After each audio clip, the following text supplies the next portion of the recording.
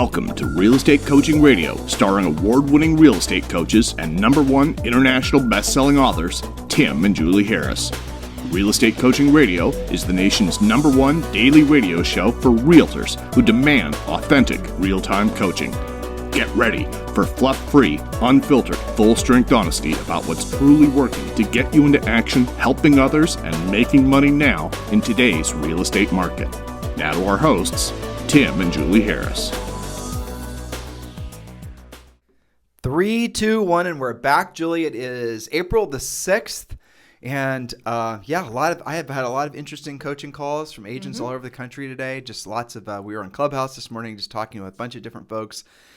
I really like to have my day full of conversations that keep my mind sort of on all these different real estate markets, not just the United States. We're having that's true. Listeners that are, certainly Clubhouse attendees. We had a gentleman from France today who, by the way, he did know your Sacha Guitry. That's cool. Totally knew who he was. Sacha Guitry is Julie's great uncle, and he's a super famous Parisian. And if you're from Paris specifically, you definitely know who Sacha Guitry is. But in any event, we had somebody from Portugal selling real estate, I think, last week. And surprisingly, Portugal actually operates fairly similarly to here. It does. So, I think I love it too. It's nice having different perspectives and different people to talk to.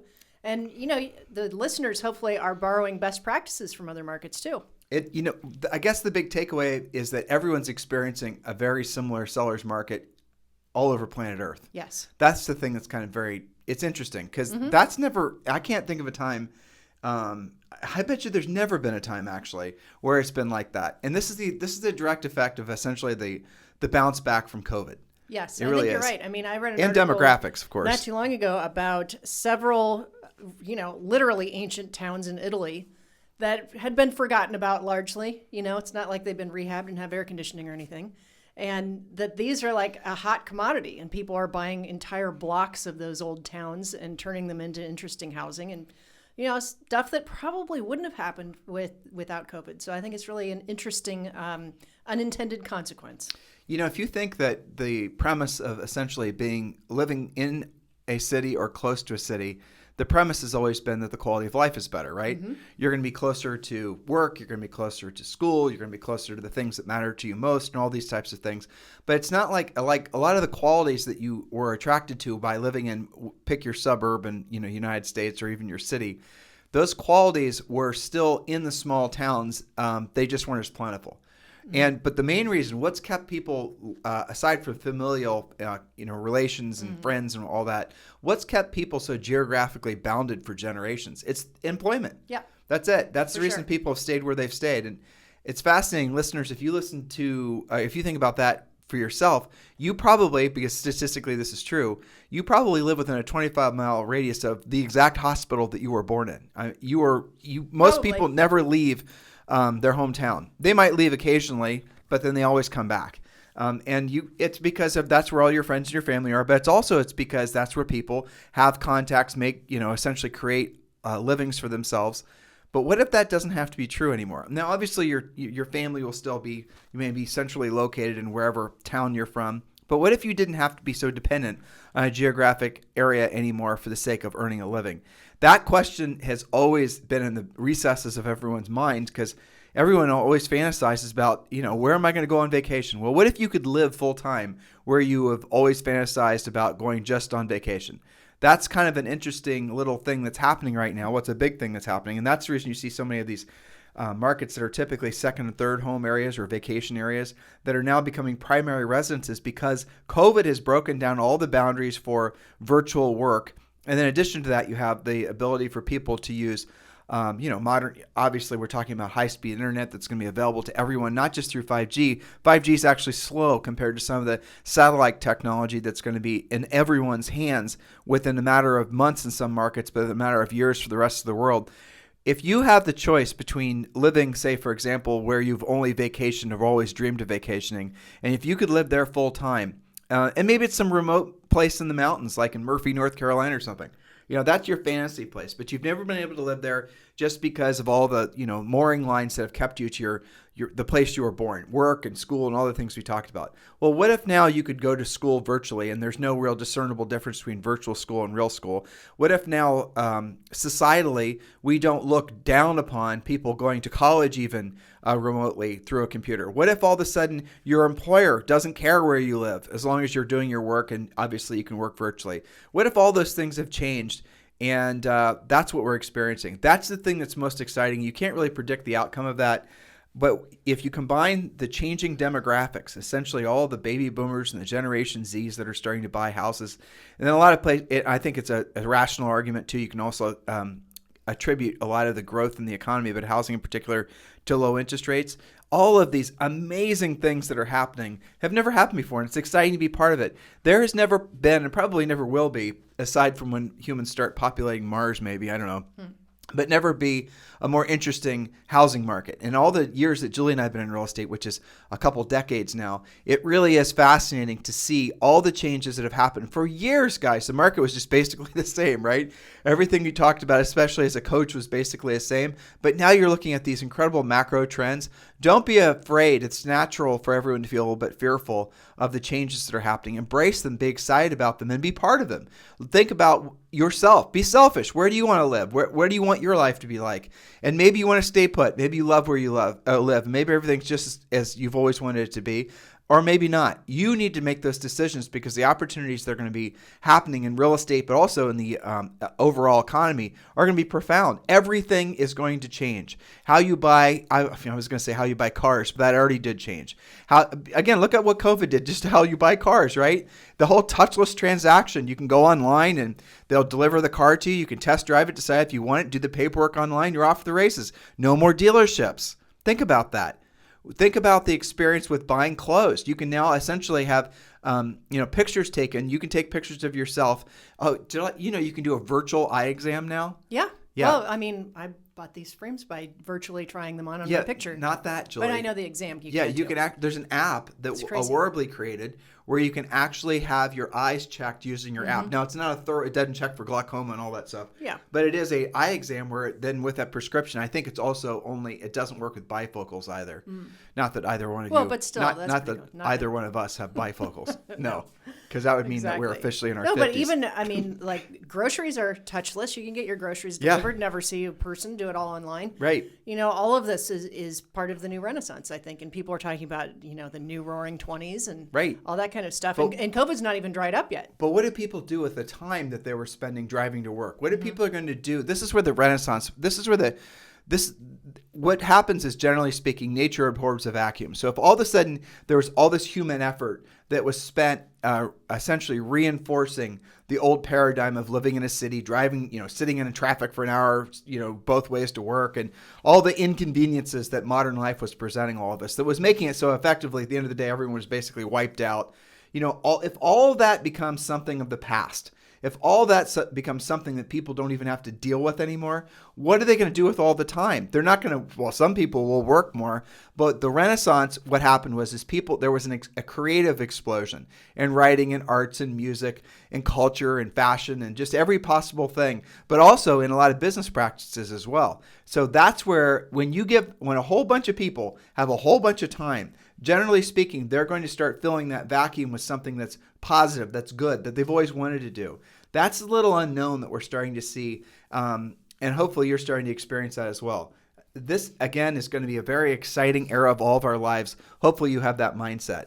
So what Julie and I are talking about today is how to remove toxic people from your life, or more specifically, how to identify whether or not you're the toxic person that you maybe need to start thinking about removing that toxicity from your system so that you can make the most of what we feel is going to be the greatest renaissance of our lifetimes. In the interim, make sure if you have not downloaded and completed your 2021 business plan, please text 2021 to 855-685-1045. Text 2021 to 855-685-1045.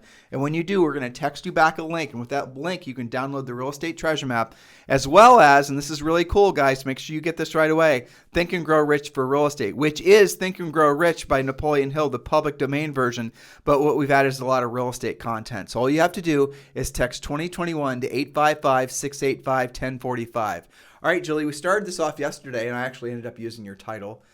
12 strategies to stop toxic people from driving you nuts. Yes, and we got up to, I think we did the first 7. But you know the reason, actually, I thought why yesterday I was having a little bit of issue with your title using the word toxic?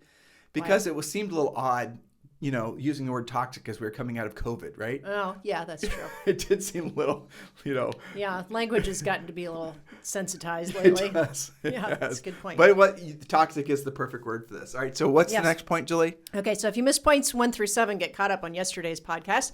Point number 8, know that you are in good company. There is not a top producing agent in the country who hasn't had to deal with toxic people. The best ones learn from those relationships and take steps to minimize them in the future.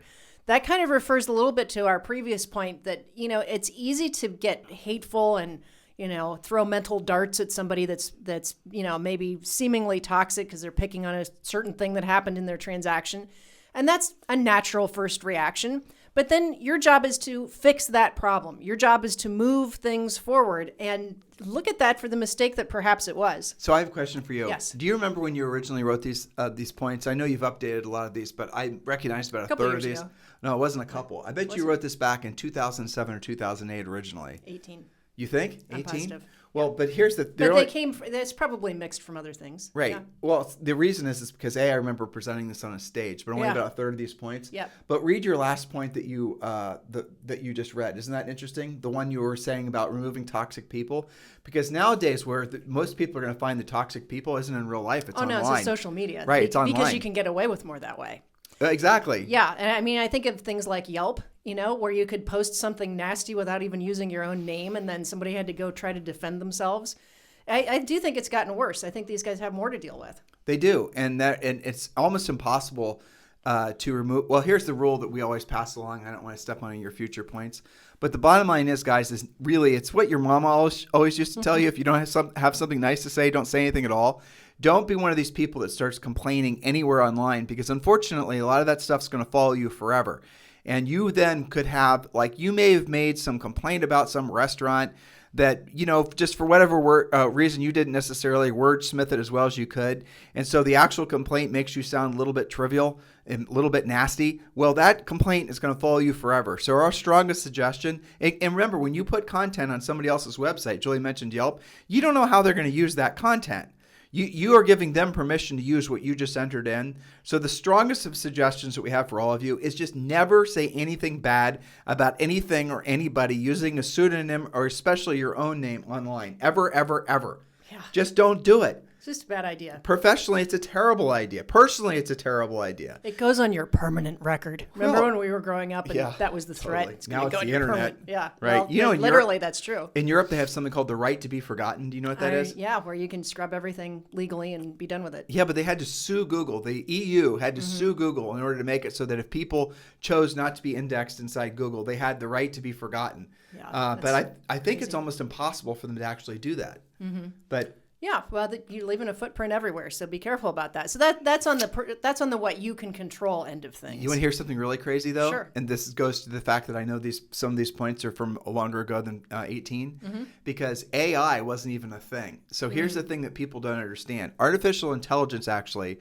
is reading everything that's being said online in print, but also listening to everything that's being said on Clubhouse and some of these new audio apps. So you're going to what we're doing essentially is building profiles for ourselves that are eventually going to be able to, the artificial intelligence, this is the theory anyway, but it makes sense, is eventually going to be able to create an exact audio representative. In other words, you could hear Julie's voice that an AI is creating because it's got all of the storing of phraseology that she used on all the places that she said things online and all the different little audio clips that maybe she left here and there. Now, in the future is not that far away, right? The future, literally, that could be used against you. You could have somebody, you guys know what like a video spoof is, or deep fakes and things like that. I know I'm sounding a little ahead of my skis, and maybe you guys think that sounds a little extremist, but the reality of it is there's every reason to believe that's where some of this how some of this technology could be misused.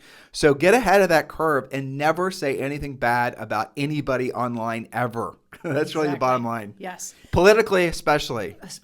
Excuse me. Point number 9, challenge yourself to make it a game of being one step ahead until you close. One step ahead of your client. Remember that you are making Remember what you're making to deal with the situation. Chances are you're still making good money per hour, so put on those big girl panties and get to work. That was obviously written by me. So here's the thing, though. Yes, your goal is to be one step ahead. I remember I could almost name distinct clients that kind of forced me to re-systematize things in the business back then. And it was always a race to be one step ahead of them. But it did make us better because we were having to think more like the client. I just wrote an article for, I can't remember which realtor magazine, but it had to do with TCs, transaction coordinators. And the question I was supposed to write about was, what can a transaction coordinator do to really make the agent shine, to really make that a great experience? And I was talking about this very point, be one step ahead. And the fact that real estate clients tend to freak out when they have little to no information. If they have no communication, do they tend to go to the positive or to the negative? Most people, whether they're in real estate or not, people in general will skip to the negative conclusion. No information is bad information. So what I was writing about was challenge yourself to over-communicate. Let people know what happens next. Call your clients, even if there's nothing going on. Let them know that you're thinking about them and their deal is on track. And you'll have less people coming unglued. One of our original points yesterday was that sometimes people are perfectly stable until they're, involved in a real estate transaction. And it's just so much stress that they lose their mind temporarily. It's not that they're evil, stressful people. It's just they can't deal with what our listeners deal with day in and day out and get used to. So you're triggering a couple of thoughts, and thank you for doing so. So number one is the fact that most people avoid the types of stress that they are experiencing in a real estate transaction. They avoid that with everything they've got their entire lives.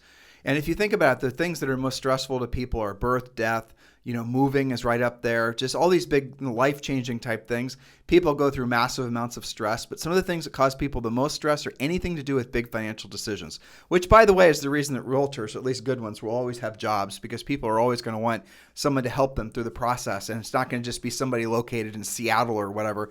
It's going to be a real worthy, skilled real estate agent that's going to basically be helping them through that process. So along those lines, when you're actually, thinking about whether you're going to be relevant or not going forward, that's essentially the assurance that you won't ever have anything to worry about.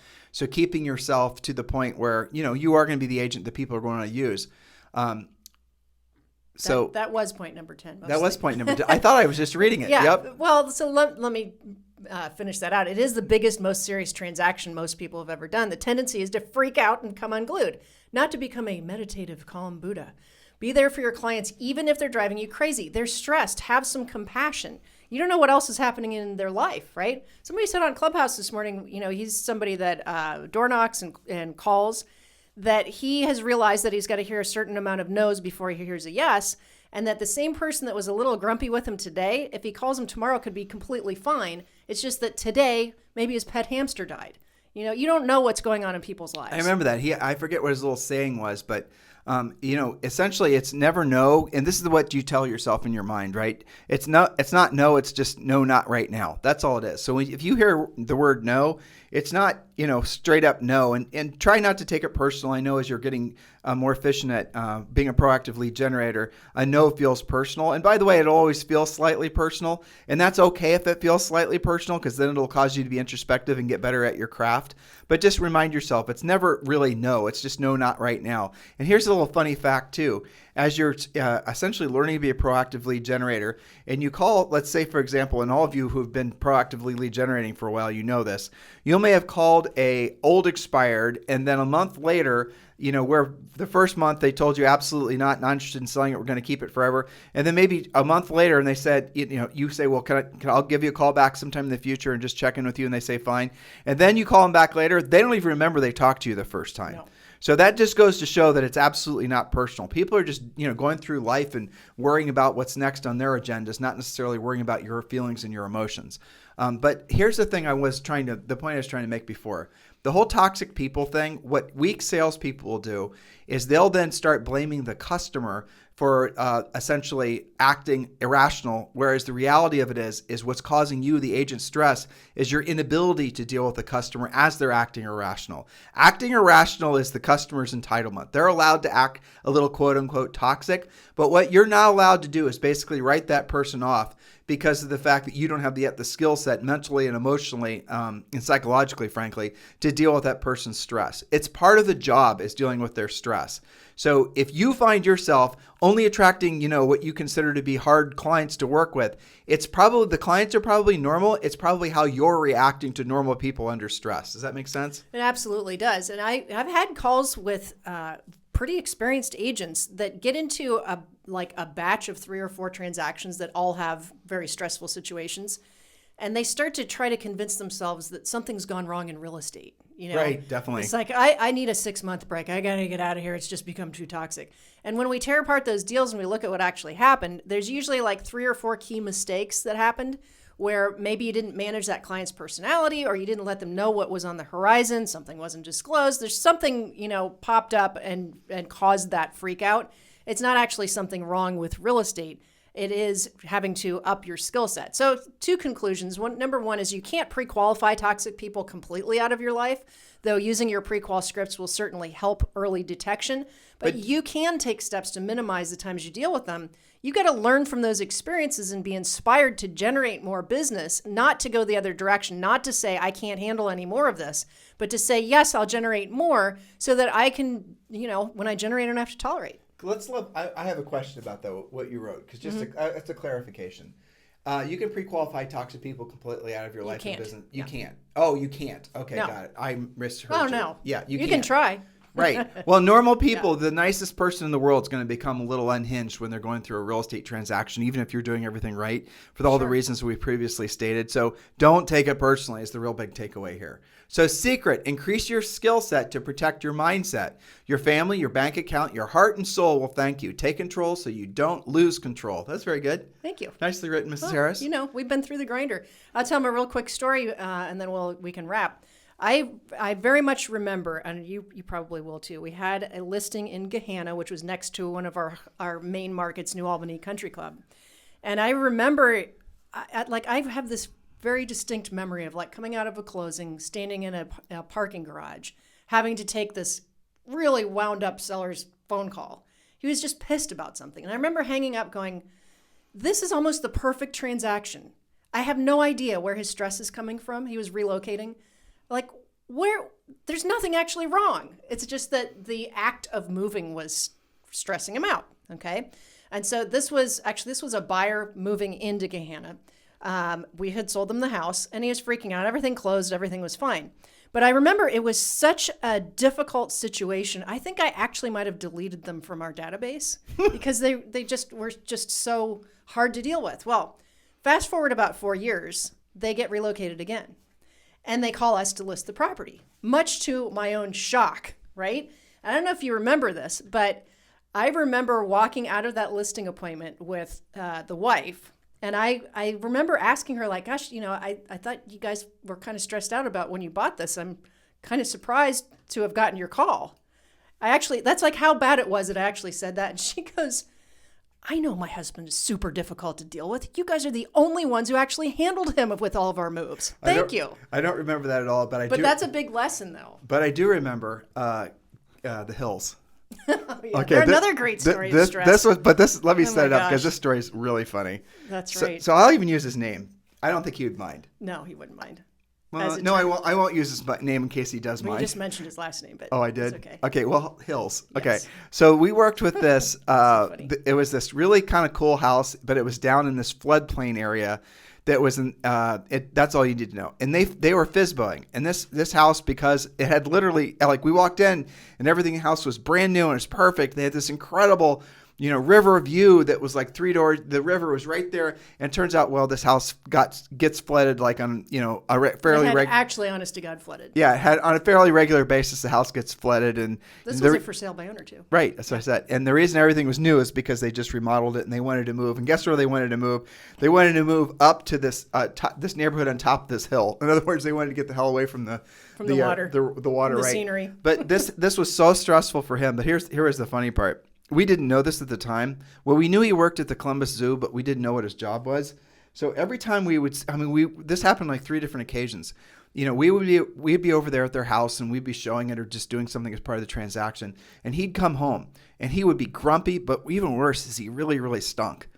Okay, I mean, stunk like in stunk. Like maybe worked at a zoo kind of stunk. Well, but worse than worked at the zoo. Like he was the zoo. Yeah. So anyway, we get the property sold. And they have us over for like a glass of wine, and they're super nice and relaxed. And they turned out to be just some of the sweetest, nicest people. They sent referrals to us even after we stopped selling real estate that we then referred to other agents, mostly our coaching clients. Just wonderful, wonderful people. He still works at the zoo, and he's actually very, very famous. But okay, so here's the story. And we didn't know this. And we knew he worked at the zoo, but we didn't know what he actually did at the zoo. What he did at the zoo was he was the gorilla handler. And there was a gorilla in particular that would basically every time he saw, Zookeeper Hills would throw his poop on him. Yeah. So there's this big ass gorilla in the Columbus Zoo that every time he would just sit there like he wasn't going to do anything. And he would always have a little bit of poo in his hand. And every time Mr. Hills was somewhere in, receiving distance, he would have poop thrown on him. So it was hard for Mr. Hill to be in a good mood about selling his house when he was basically walking around in fear dodging gorilla poo. So it was kind of funny because afterwards he actually switched from taking care of the gorillas, big surprise, and he became the bird guy or something. I don't remember what it was. Yeah, but the moral of the story is they started out as a for sale by owner. It was not an easy house to sell. It was actually in the floodplain. Yep. They came across quite stressed out on virtually every phone call. It was essentially it was incredibly hard to sell, but we got it sold. We did. We actually did get it. I think it was one of our hardest listings ever. Definitely. And then they bought with us. And frankly, he made it a hell of a lot worse. Yeah. He didn't think we could get it sold. Yeah, he was just kind of negative through the whole thing. Right. Even at the closing, I remember at the closing on the buy side, back when everybody would get at a round table and actually close, the title agent said, okay, now we're in flood. Here's the flood zone. It's in flood zone X. And I remember I had thought to my head, I've got to explain to him that flood zone X is a good thing. It's not like X marks the spot. This is bad. This is on his new house up the hill. Yeah. And he threw his keys down on the table and walks out. And we're all left there like, there was no WTF then. But if there was. You skipped over an important part. This was the closing of the house they're buying. Right. And when they're going through the normal process, they get to the flood zone thing. Then the title agent showed them that it was in flood zone X. He thought for sure that was bad. Right. And even though this house that he was buying I don't even know how big this ass hill was. Big. But if the river would ever flood that house on top of that hill, it's all over But anyway. I remember leaving the closing table going, why, what? And he goes, I told you I didn't want to live anywhere near the water in any flood zone. I'm like, okay, let's review what flood zone X means. So that it was like stressful beginning to end. But ultimately, and they had moved to different zoos across the country, they ended up being some of the most loyal, most sweetest, kindest. They gave us closing presents. I mean, the way they act while they were pending was not who they really are. Right. I think there's a big moral to the story there that we've got to recognize the level of stress, especially in today's market, where it may be knock down, drag out for a while before you get to the finish line. This is pretty stressful, and that people during the pending, it's kind of like a different representation of who they are. And then you get to, if you're lucky and you retain them and, you do what you're supposed to do with your past clients, you become friends and repeat and referral business. So don't judge somebody by their pending behavior. Yeah, exactly. And that by judging, she means don't throw them in the toxic bucket and just think and wash your hands of them and feel justified. Right. Yeah. Push yourself through it because some of those folks are going to be some of the best clients you'll ever have for all the reasons we've stated. And frankly, we could tell them stories like that till the cows come home. I mean, some of our we sold thousands of homes, so we have, it's a numbers game. And some of the most loyal ones or some of the most stressed ones, like for sale by owners, like short sales, quite frankly. And I think it's because they had a very specific problem to solve, like in the case of the flooding house. And so when you get them to the finish line, they're just so grateful versus maybe something that was really easy to sell and they kind of in the back of their head thought they could do it on their own. I think you really have to be cognizant of what people go through and be the leader in the transaction. And the main way to do it is what we told you guys yesterday is show emotion without being emotional. I know it's easier to say than do, but do build an emotional wall around yourself. This high wall. so that you can, yes, be a professional, help people solve their problems, but your job is not to be the sponge and to No. absorb you. And that's typically a problem that amiable people will bring on themselves. I absolutely felt that way for a lot of You'll burn transactions. yourself out, not just for You can't work, absorb it. right, and for your family. You think it's absolutely necessary part of the transaction for you to absorb their stress and feel their emotions. You don't have to. Matter of fact, you're less effective if you absorb their stress and their energy. Your job is to essentially get the transaction done, show emotion without being emotional. You don't have to just act like some sort of disinterested third party. But that is how you end up being in this business for a long period of time, because you have not burned yourself out, and at the same time you've helped people during the most stressful times in their lives.